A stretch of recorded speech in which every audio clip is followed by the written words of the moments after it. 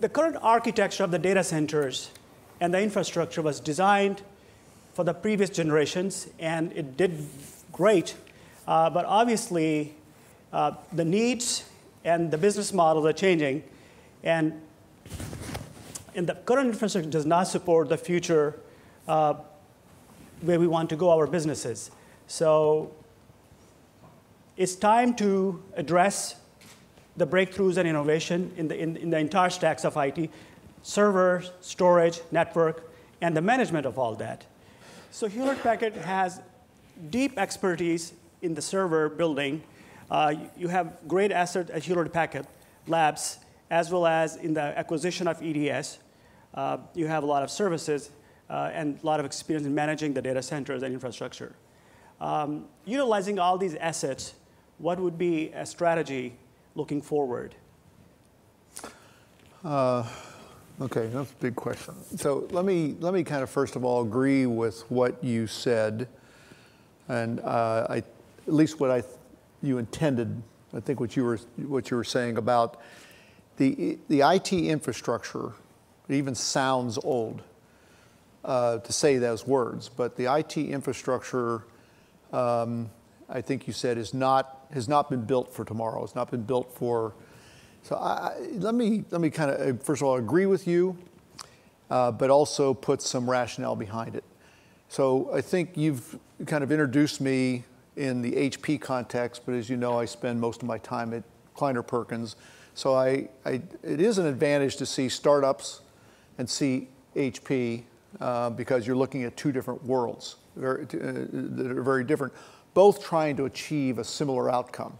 So we see more enterprise infrastructure startups now than I've seen in the last 10 years. I mean, there actually has not been a very interesting enterprise investing environment for 10 years. I got so bored with it, I started doing clean tech, okay, and developing automobiles, things like that, actually going backwards.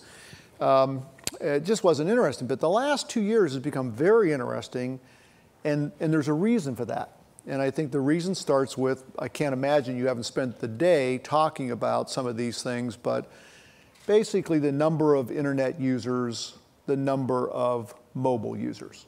Okay, so I mean, it's just profound growth, whether you measure Apple's numbers, you measure Android growth, which is, makes Apple look like they're growing slowly, or you look at the way the world exists today. If you just compare kind of the number of smartphones, the number of tablets, Android and iOS tablets,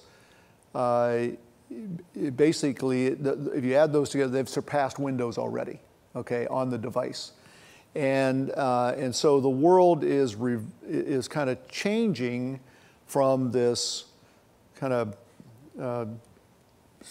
even though we've been on the internet, this client-server model that was developed with a lot of software sitting on a PC with a mouse and a keyboard, talking to a server and a database, to one that is much flatter, one that is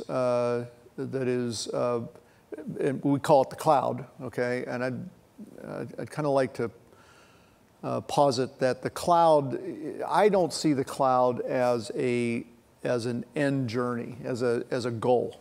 And it's talked about so loosely as we all want to get to the cloud. And I see it more as the journey itself, is that the cloud is a journey, and it basically is a response to the overwhelming growth of devices, of mobile users that will create more data than any of us can anticipate we're going to have to process, and that data is not going to be in a form that can be easily stored in a relational database. It's going to be unstructured information. It's going to be videos and texts and unstructured information of all sort. And it's going to be an avalanche, and I think you can make a good case that today's processing, today's IT infrastructure in no way can handle that. That you can't simply increment the technology. The next best server, the next best networking, the next best storage. keep incrementing like we do, basically living off of Moore's Law, that we're going to end up handling the avalanche that's going to hit us. So we have to see some fundamental changes happen in kind of the components of the infrastructure. Ironically, I think a lot of suppliers are coming to the enterprise now and recommending that you verticalize. Okay, we've got a stack, and that stack looks, has a certain speed processor, server, stack of servers, bunch of servers. It has an operating system, database, and we're going back to where IBM started a long time ago, or others that were around then. And it's exactly the wrong time to do that. Exactly the wrong time to do that, because if I were in a CTO or CIO position today, I would say I want technology partnerships that will be fluid enough to replace the components that have to be replaced along this journey to get me to where I have to go, because I know I can't handle the mobile traffic and the data that I'm going to have to handle. I know it. But I can't buy into that technology today. It's just not, it's not there. It's not being offered today. It's not, it's invented, and it'll find its way into commercial channels in the future. So focusing on the journey and focusing on the process, and suppliers who have an open attitude, open architectures, open software, openness to basically allow you to move from one to the other, I think is the safest thing you do. Now, obviously you have a job to do this quarter and next quarter and next quarter. You got to buy, you got to keep doing more for less. I don't think there's going to be much of a challenge doing that.